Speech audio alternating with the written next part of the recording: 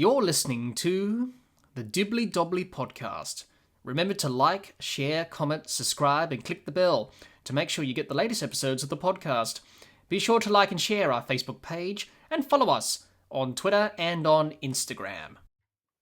Moving on, let's talk about Sri Lanka. Now, let's talk about their chances. Sri Lanka, their captain is Hasaranga, and they've won a T20 World Cup back in 2014. T20 World Cup in Australia in 2022. They finished in the Super 12 stage. Sri Lanka, what can we say about Sri Lanka? They haven't been playing well in the last couple of T20 World Cups. They haven't played well. They've been quite poor. The 50-over World Cup last year, they were poor. And 2024 may be the year that Sri Lanka may struggle again.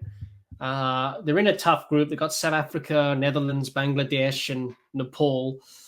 It's going to be very difficult for Sri Lanka to qualify for the Super 8s. But they've got a squad that contains players that are capable of performing T20 cricket. It's just that Sri Lanka play good cricket at times, and then they don't play good cricket at times. They seem to be all over the place. There's no cohesion or unity. The team doesn't seem to gel well together. They can't put performances together. And in T20 cricket, you need to do that. And they can't afford to lose games up front, Sri Lanka. In the group stage, you've only got 3 games. Well, you've got 4 games, sorry. Out of the 5 teams in each group, you've got 4 games. You've got to try and win majority of them.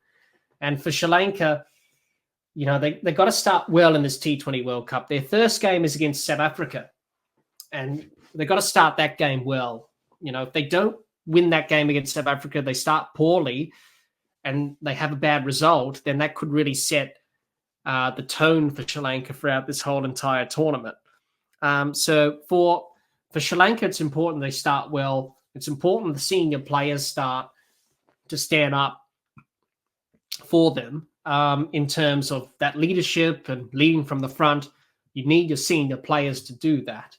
And the senior players throughout the World Cups that Sri Lanka have played in the last couple of years or so, T20s and 50 overs, they haven't quite done that. But as I said, they've got capable players who can do it. Hasaranga is very good as a T20 spinner. Kusal Mendes is a very destructive batter. Same with Nisanka. Sama Wakamaria. What a World Cup he had last year for Sri Lanka at the 50-over World Cup. Angela Matthews, the veteran.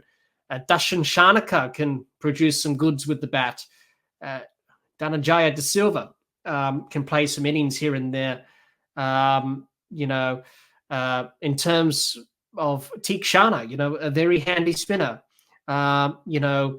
Patarana, he's like a Lasith Malinga, and he's been bowling well for the Chennai Super Kings in the IPL. And obviously, Madashankar had a pretty good 50-over World Cup last year for Sri Lanka. Took a lot of wickets. I think he was in the top half of the leading wicket takers list in the World Cup last year. So they've got players who are talented, Sri Lanka. It's just about that belief and believing as a team that we can actually compete with these teams that are the best in the world. Excuse me. And putting in a good performance here and there. So for Sri Lanka, it's very important for them to start well in this tournament. I think it's vitally important for them to start well. They don't start well, then it could go backwards. But for them, it's about putting their best foot forward, backing their abilities, and backing themselves to win. If they can do that, then they can win a few games. On paper, you should think they should win against Bangladesh, Nepal, and the Netherlands. But will that translate into reality? And will that translate into the results that Sri Lanka need? That is the question for them. But they are capable, Sri Lanka. They just need to put a good performance together in order to qualify, hopefully, for the Super 8 stage. Hi, everyone. Make sure you subscribe to the Dibbly Dobbly Podcast YouTube channel and click the bell so you don't miss out on all our episodes and live streams from this ICC T20 World Cup for 2024. If you're watching or listening to this episode on YouTube, let us know in the comments your thoughts on how Sri Lanka will go in this ICC T20 World Cup for 2024. We would love to hear what you have to say.